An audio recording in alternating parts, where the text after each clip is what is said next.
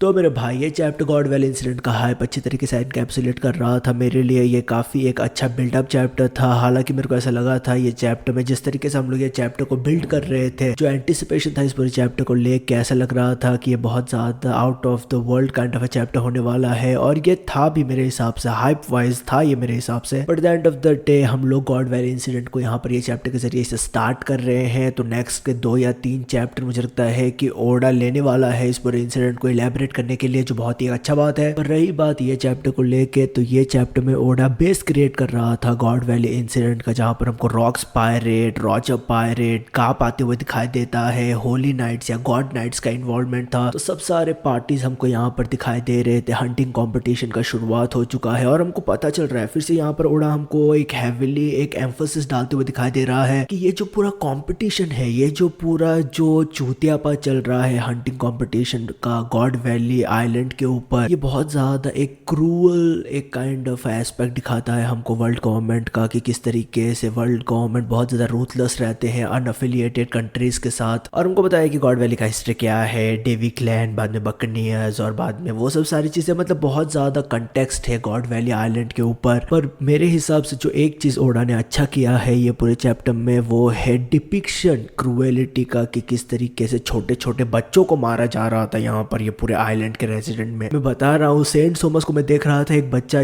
चढ़ा हुआ था झाड़ पे, उसको नीचे गिरा रहा था वो। तो मतलब ये हमको दिखाता है कि सेंट सोमस कितना चूतिया है। हमने देखा है उसको प्रेजेंट स्टोरी लाइन में, एल्बेफ में भी वो बच्चों की मतलब किस तरीके से बेरहमी से उनको ट्रीट कर रहा था। उसी तरीके से यहाँ पर हम देख रहे हैं कि सब सारे होली नाइट्स बहुत ज्यादा रूथलेस है, सिलेस्टियल ड्रैगन्स बहुत ज्यादा रूथलेस है, और जो पेन है, जो डिपिक्शन है पेन का इस गॉड वैली आइलैंड के रेजिडेंट्स का जो पेन है, जिस तरीके से अनजस्टिफाइड तरीके से उनको ये सब सारे हंटिंग कंपटीशन में उनको मारा जा रहा है, खिलवाड़ किया जा रहा है उनकी जिंदगी से के साथ पॉइंट्स के लिए, उनके अम्यूजमेंट के लिए सिलेस्टियल ड्रैगन्स के, वो मुझे लगता है कि अच्छी तरीके से डिपिक्ट किया है ओडा ने यहाँ पर, और मैं उसको अप्रिशिएट करता हूँ। अब जब हम यहाँ पर बात कर रहे हैं ऑपरेशन के बारे में, वर्ल्ड गवर्नमेंट के ऑपरेशन के बारे में, तो मैं यहाँ पर मेंशन करना चाहता हूँ ऑन अ साइड नोट कि किस तरीके से इंडोनेशिया में, मैं यहाँ पर रियल वर्ल्ड के बारे में बात कर रहा हूँ, इंडोनेशिया में हमने देखा था प्रोटेस्ट के जरिए से या प्रोटेस्ट के टाइम पे वन पीस का फ्लैग लहराया जा रहा था एज अ सिंबल ऑफ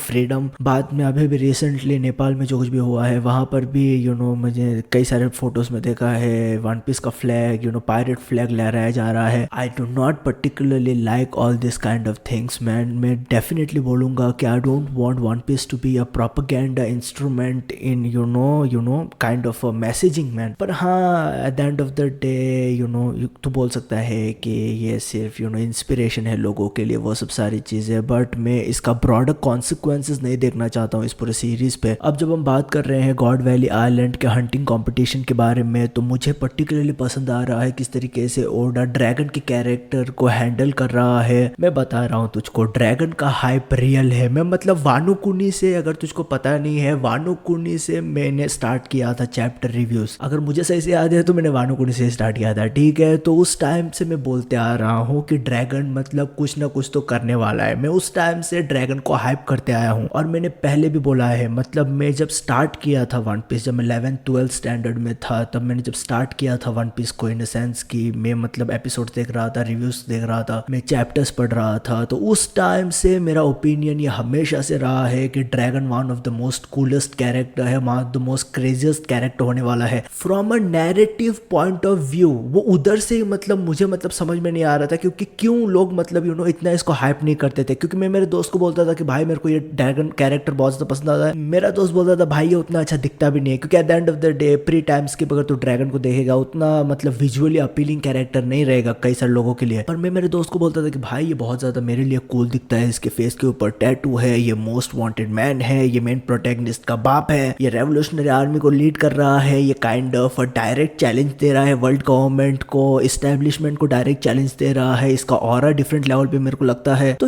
मतलब मुझे समझ में नहीं आता था कि क्यों ये कैरेक्टर को उतना हाइप नहीं मिलता है। मैंने मिहॉक को हाइप देखा है, मिहॉक का हाइप ट्रेन देखा है, मैंने शैंक्स का हाइप ट्रेन देखा है, व्हाइट बियर्ड का हाइप ट्रेन देखा है, मैंने ये बंदे का हाइप नहीं देखा है उतना यार। लोग इसको मतलब उतना अप्रिशिएट नहीं करते थे जितना मैं इसको अप्रिशिएट करता था यार। मैं पहले से ही इसको मतलब बहुत ज्यादा हाइप करते आया हूँ ड्रैगन को, तो मुझे अच्छा लगता है। मुझे पर्सनली बहुत ज्यादा खुशी होता है जब मैं देखता हूँ ड्रैगन को गॉड वैली इंसिडेंट में इन्वॉल्व इन्वॉल्व होते हुए में जब हमको पता चलता है कि ड्रैगन मरीन था। वैसे हमको एक आइलैंड में भी पता चल गया था, पर हमको यहाँ पर दिखाई दे रहा है वो मरीन के कॉस्ट्यूम में दिखाई दे रहा है गॉड वैली इंसिडेंट के ऊपर या गॉड वैली आइलैंड के ऊपर। हम देख रहे हैं उसको कि उसने टीच की माँ ने वो गिड़गिड़ा के बोल रही थी किस तरीके से मेरे बेटे को बचा लो, वो सब सारी चीजें। अब ड्रैगन ने टीच को बचा के कहाँ पर लेके गया, वो कहाँ पर उसने रख दिया, ये मुझे पता नहीं है पर्टिकुलरली, क्योंकि हम देख रहे थे नेक्स्ट बार हम लोग जब नेक्स्ट ड्रैगन को देखते हैं, नेक्स्ट ड्रैगन का पैनल देखते हैं, वो बेबी शैंक्स और शैमरॉक को लेके पकड़ के भाग रहा है कहीं पर। तो इवेंचुअली वो कैसे प्ले आउट हुआ, क्योंकि ड्रैगन मतलब उसका हिस्ट्री है बच्चों को बचाने का, ठीक है। उसने साबो को बचाया था,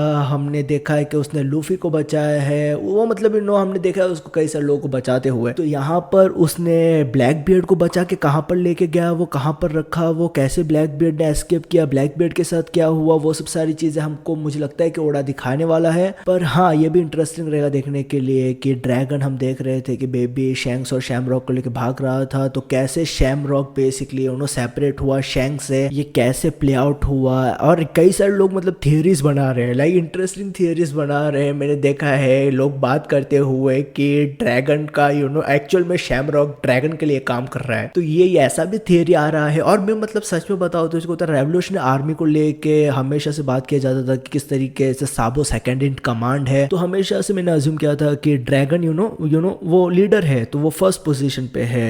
पर मेरे को मतलब हमेशा लगता था कि अगर साबो सेकंड इन कमांड है तो उस हायरार्किकल स्ट्रक्चर में तो क्या मतलब फर्स्ट इन कमांड कोई दूसरा बंदा नहीं हो सकता है और ड्रैगन बेसिकली लीडर नहीं हो सकता है, क्योंकि बरोक वर्क्स में भी देखेगा तू तो 1 2 3 4 मतलब से सारे लोग थे कि कौन कौन था 1 कौन 2 था, वो सब सारी चीज है। तो मैं मतलब काइंड ऑफ प्रीवियसली बहुत पहले जब मैं वन पीस देख रहा था मेरे को ऐसा लगता था कि नंबर 1 पे कौन है रेवोल्यूशनरी आर्मी के। अब कई सारे लोग ऑब्वियसली बोलेंगे कि वो ड्रैगन ही है, पर इंटरेस्टिंग रहेगा अगर शैमरॉक्स हमको रेवोल्यूशनरी आर्मी का मेंबर या वो एक स्पाई वर्ल्ड गवर्नमेंट में ऐसा कुछ दिखाई दे। यार इंसेन होगा वो चीज, ठीक है। मैं पर्सनली यहाँ पर ड्रैगन को एक डेविल फ्रूट भी कंज्यूम करते हुए देखना चाहता हूँ। अब हालांकि ड्रैगन को जिस तरीके से ओडा हैंडल कर रहा है, मुझे पर्सनली लगता है कि वो यहाँ पर ड्रैगन डेविल फ्रूट कंज्यूम करेगा। प्लस हम लोग ड्रैगन को देख रहे थे उसके जस्टिस का काइंड ऑफ उसका जस्टिस फॉर्म होते हुए, वो जस्टिस ढूंढने की कोशिश कर रहा है। वो देख पा रहा है कि कितना क्रूअल है वर्ल्ड गवर्नमेंट, कैसे उन लोग क्रूअल्टी करते हैं। एक टाइम पे वो सेलेस्टियल ड्रैगन को भी ठोक देता है बुलेट मार के, क्योंकि वो कोमा को टारगेट कर रहा था। प्लस यहाँ पर ड्रैगन भी रिफ्लेक्ट कर रहा था किस तरीके से अगर वो ये सब सारे गॉड वैली इंसिडेंट के चीज में इन्वॉल्व होगा तो उसके पूरे प्लाटून को ही ठोक दिया जाएगा। तो मतलब ड्रैगन के लिए ये बहुत ही एक इम्पॉर्टेंट, बहुत ही एक क्रूशल इंसिडेंट है। ये मतलब इंसिडेंट ही बहुत ज्यादा क्रूशल है यार। ये पूरे इंसिडेंट के बाद मतलब पूरा मतलब जो वन पीस सीरीज है वो चेंज हो जाता है एक तरीके से, क्योंकि यहाँ पर अपेरेंटली हमारे भाई ज़बैक का डिमाइस हुआ है, रॉक्स पायरेट बिखर जाता है, नेक्स्ट जनरेशन को Roger kind of next era को रॉजर लीड करता है। यहाँ पर शैंक्स है जो हमको पता है कि यंको बनने वाला है, ब्लैक बियर्ड है जो हमको पता है कि यंको बनता है आगे चलते हुए। तो मतलब ये the stakes are very high in this entire incident man. अब ये क्वाइट इंटरेस्टिंग था मेरे लिए कि किस तरीके से जब स्पॉयलर्स आया था तब ऐसा बोला जा रहा था कि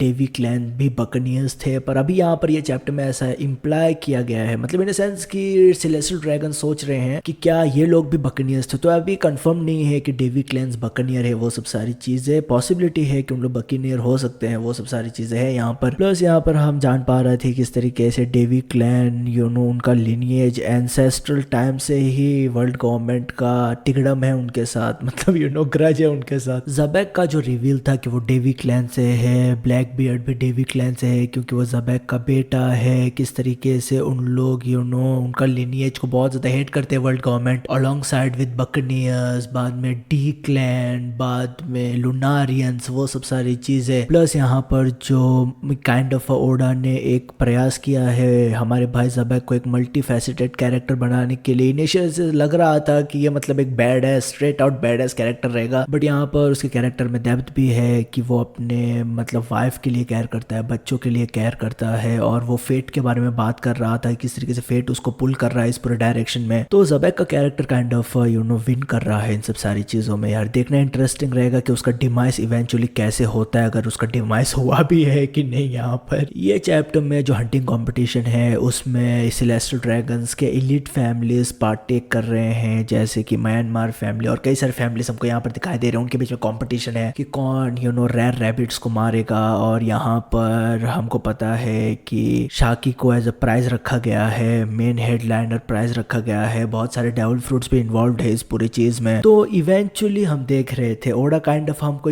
डबल पेज स्प्रेड पे डबल पेज स्प्रेड दिए जा रहा था। हमको रॉक्स पायरेट का इन्वॉल्वमेंट दिखाई देता है जो बहुत ज्यादा कूल था। रॉजर पायरेट्स हमको लैंडफॉल करते हुए दिखाई दे रहे थे गॉड वैली के ऊपर। गॉड नाइट्स हमको रेडी होते हुए दिखाई दे रहे थे बैटल के लिए। और जो सबसे मेरे को कूल लगा था एंट्री, वो था गाप का। ठीक है, गाप का एंट्री लेजेंडरी था मेरे भाई। ठीक है, वो कैनन बॉल अपने हाथ से पकड़ के फेंक के मार रहा था। हमने उसको पहले देखा था, बहुत पहले भी देखा था उसको ऐसे करते हुए। बट गाप का जब एंट्री होता है ना, जब गाप का एंट्री होता है तो दोनों लोग रॉजर और जबैक दोनों लोग उन लोग ऐसे बोल रहे थे कि ये ले भोसड़ी का आ गया ये चूतिया साला पायरेट डिस्गाइज्ड इन अ मरीन यूनिफॉर्म। मैं लिटरली बता रहा हूँ, जब मैंने दोनों लोगों का रॉजर और जिबैक का एक्सप्रेशन देखा, मेरे को मतलब यही दिमाग में आ रहा था कि किस तरीके से उन लोग यही सोच रहे रहेंगे कि ये भाई ये चूतिया कहाँ से आ गया। तो मेरे भाई मैं ये सब सारी चीजें बात करना चाहता था इस पूरे वीडियो में। मैं मतलब और बहुत सारी चीजें बात कर भी सकता था पर मैं ज्यादा बात नहीं करना चाहता हूँ। मैं मतलब बहुत ज्यादा एक्साइटेड हूँ नेक्स्ट चैप्टर के लिए। यार ओडा ब्रेक पे गया है, तुझको पता है, you already know it. When Oda goes on a break, when he comes back, it's a fire chapter, it's a given, alright. पर तुम्हारा ओपिनियन क्या है इस पूरे चैप्टर को लेके? तुमको क्या वीडियो पसंद आया? मेरा ये ओपिनियन था इस पूरे चैप्टर के ऊपर। डेफिनेटली लाइक कर देना अगर तुमको पसंद आया है तो। पर तू हमेशा याद रखे, तेरा भाई वीआरपी, ख्याल रख अपना। पीस मेरे भाई।